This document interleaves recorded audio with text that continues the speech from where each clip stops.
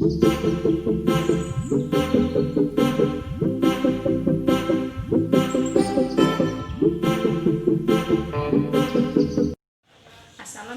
warahmatullahi wabarakatuh. Nama saya Nurhaliza Aisyah dari kelas 5A PGSD. Di sini saya akan mempraktekkan cara mengajar. Baiklah, saya mulai. Assalamualaikum anak-anak ibu, apa kabar semuanya? Baiklah, sebelum kita memulai pelajaran, mari kita lihat dulu kebersihan di kelas kita. Apakah sudah bersih atau belum? Coba perhatikan dulu kebersihan di bawah bangku kalian.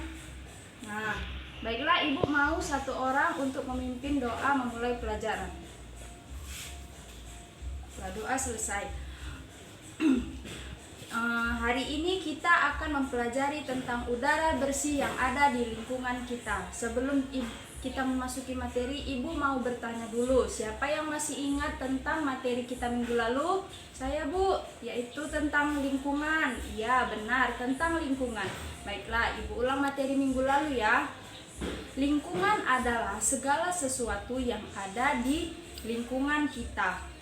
Contohnya seperti tempat tinggal kita, halaman rumah kita, tempat kita bermain, itu adalah lingkungan. Lingkungan terbagi menjadi dua. Apa saja? Lingkungan alam dan lingkungan buatan, Bu. Ya, benar, lingkungan alam dan lingkungan buatan. Lingkungan alam diciptakan oleh Tuhan, lingkungan buatan diciptakan oleh tangan manusia sendiri. Baiklah, kita masuki materi kita ya. Materi kita yaitu hari ini tentang udara yang bersih di lingkungan kita. Nah, ibu mau kalian amati video yang ada di laptop ini. Nah, amati dan simak ya.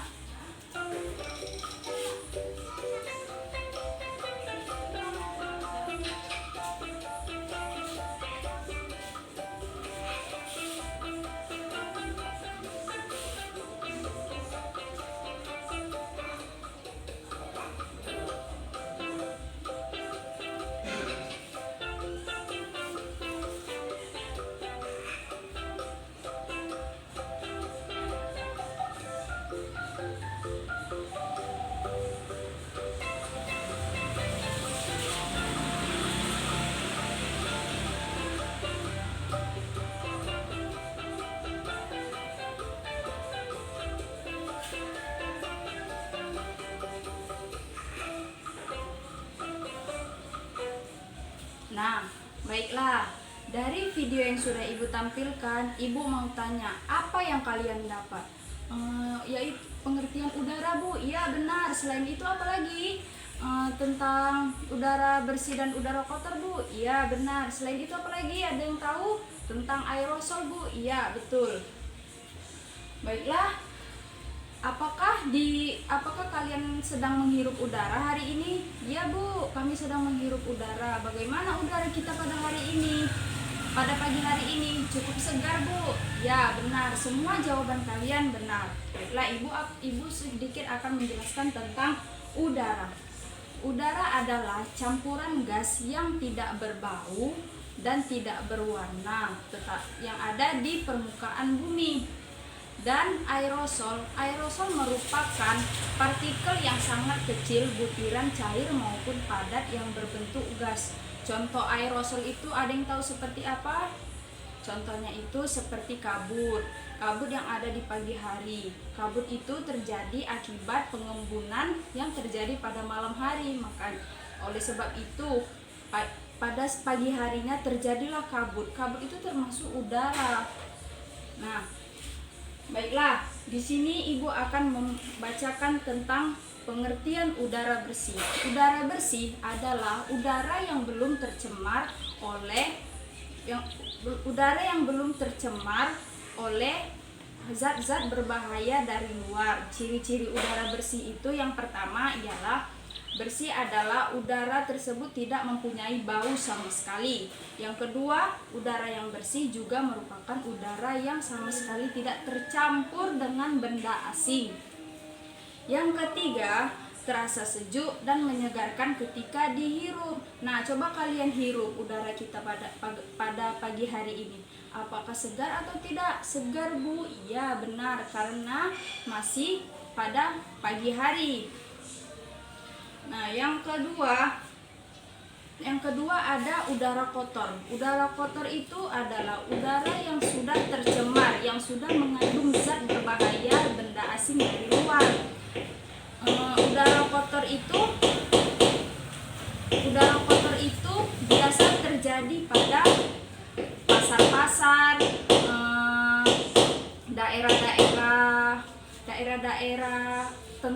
daerah-daerah pabrik. Nah, itu sudah termasuk udara tercemar, yaitu udara kotor itulah.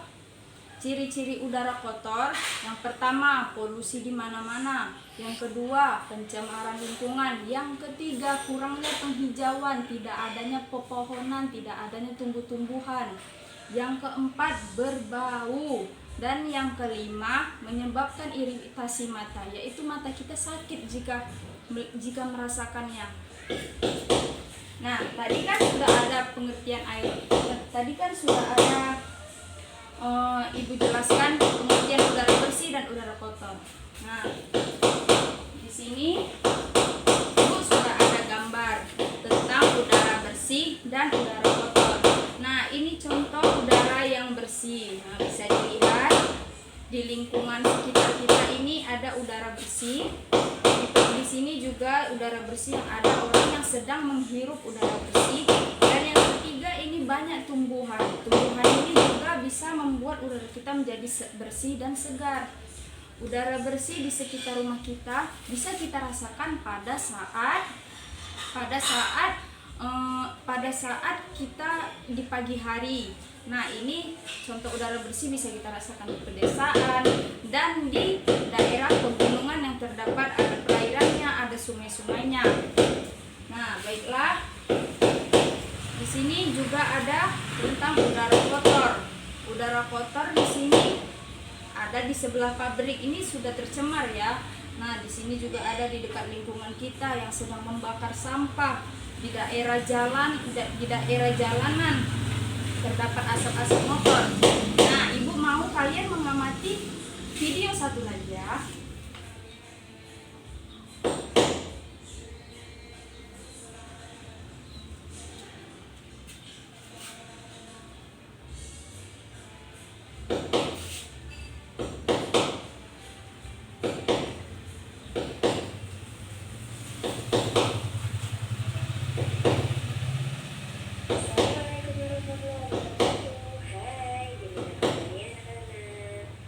Semoga tetap sehat ya, tetap sehat dan tetap terus bersemangat. Nah, hari ini kita akan belajar apa ya? Nah, hari ini kita akan belajar tentang lingkungan sehat dan lingkungan tidak sehat. Lingkungan sehat itu berarti lingkungannya bersih dan sehat. Nah, di sini ada lingkungan sehat dan lingkungan tidak sehat, yaitu debu dan sampah. Kemudian sehat adalah bebas dari bibit penyakit dan kuman. Sehat itu berarti terbebas dari bibit penyakit dan kuman. Nah, jadi kita harus tetap menjaga agar lingkungan kita itu tetap sehat, yaitu lingkungan yang bersih dan terhindar dari hal-hal yang bisa menyebabkan gangguan kesehatan.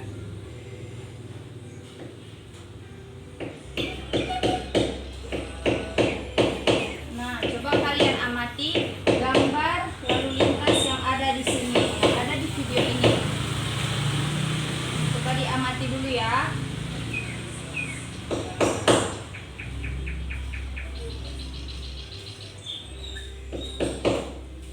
Nah, selanjutnya ada gambar daerah perumahan.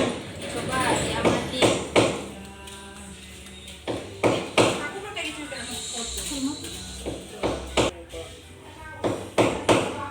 Bahwa ciri-ciri dari lingkungan yang sehat, yang pertama, Nah, udaranya bersih. ini ada ciri-ciri lingkungan yang sehat. Jika lingkungan kita sehat, pasti udara kita juga menjadi bersih. Nah, ciri-ciri lingkungan sehat itu seperti apa? Yang pertama, udara bersih dan segar. Yang kedua, sumber air yang bersih. Yang ketiga, sampah tidak berserakan. Yang keempat, banyak tumbuhan hijau. Dan yang kelima, saluran air lancar. Segar. Kedua, sumber airnya bersih. Ketiga, sampah tidak berserakan. Keempat, banyak tumbuhan yang hijau dan tumbuh sehat.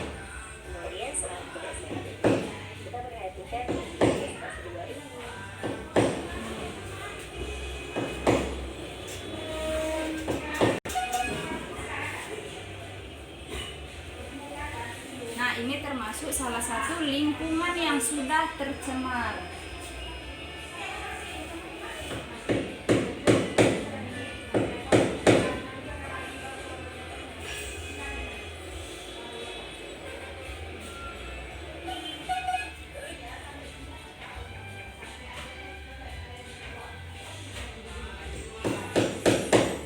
Lingkungan yang tidak sehat itu banyak sampah ya.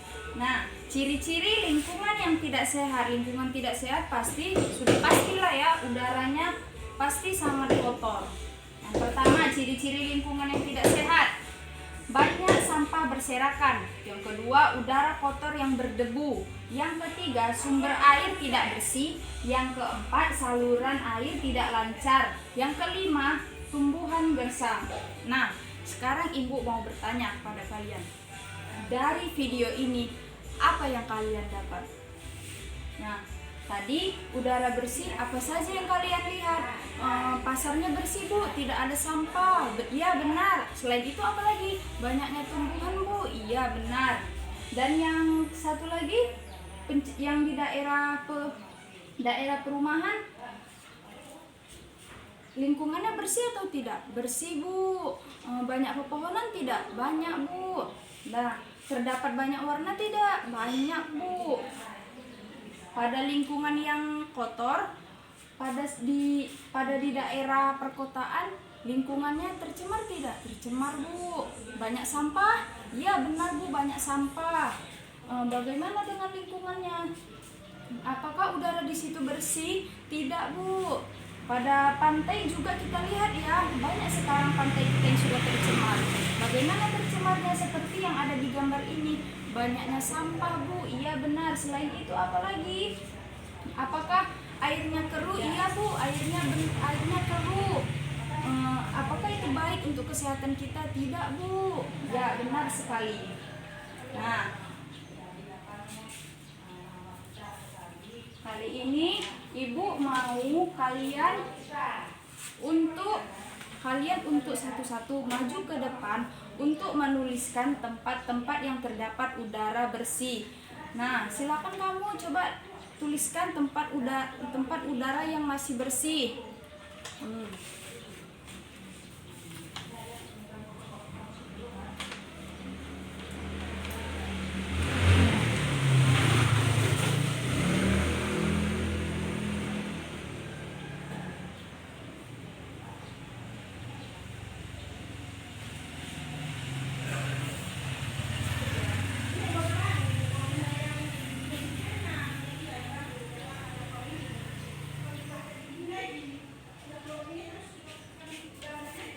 Nah, ini hasil dari pekerjaan teman-teman kalian. Mari kita periksa ya. Nah, yang pertama tadi ada di gunung. Yang kedua di laut. Ya, benar. Udara yang bersih terdapat di gunung dan juga di laut apabila laut itu tidak tercemar. Dan yang ketiga terdapat di desa. Yang keempat terdapat di daerah rumah kita. Jika rumah kita itu masih merasakan suasana pagi itu masih terdapat udara yang sangat bersih karena belum ada asap-asap kendaraan yang bertebaran di lingkungan tersebut. Nah, yang kedua ibu mau gantian yang menuliskan tempat-tempat yang terdapat udara kotor. Ayo coba kamu tuliskan tempat-tempat yang terdapat udara kotor. Nah,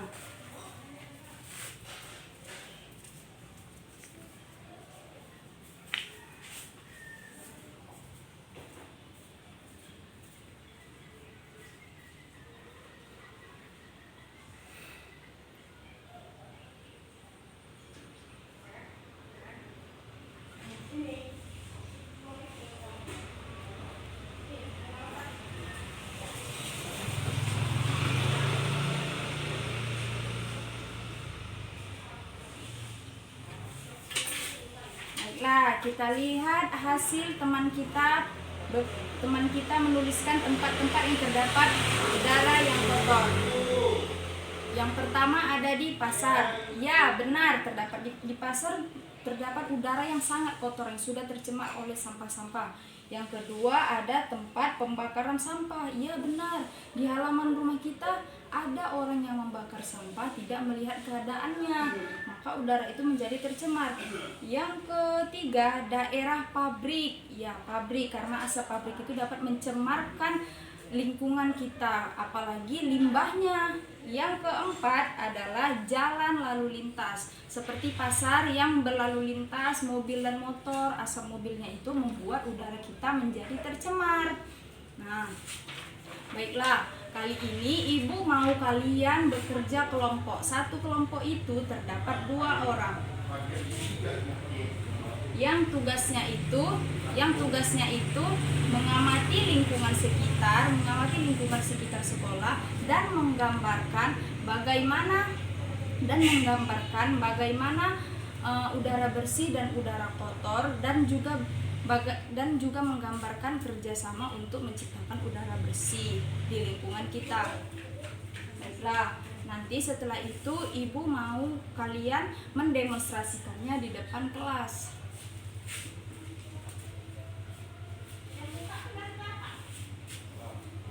Nah, ayo kelompok 1 dulu maju ke depan. Nah, ini hasil dari kelompok 1. Yaitu lingkungan yang sudah mereka gambar. Nah, ini di lingkungan sekolah. Di contoh udara bersih yang ada di lingkungan sekolah, terdapat tumbuhan, tidak ada sampah yang bertebaran, udara masih segar. Nah, ini dia udara yang sudah tercemar, udara yang kotor. Terdapat banyak sampah, tempat sampah berserakan, sampah di mana-mana, tumbuhan hanya sedikit. Nah, ini salah satu kerjasamanya, yaitu dengan gotong royong. Itulah pentingnya kerjasama di lingkungan kita untuk menciptakan udara bersih. Karena udara bersih itu adalah sumber kesehatan bagi diri kita dan diri yang lain. Nah, ini tadi hasil kerja teman kalian. Nah, coba kalian demonstrasikan bagaimana hasil gambar kalian. Ini Bu, gambarnya ini udara yang pertama, udaranya sudah bersih, terdapat banyak pepohonan, tidak ada sampah. Yang kedua ada udara yang kotor, sudah tercemar, banyak sampah, dan di sini ada kegiatan.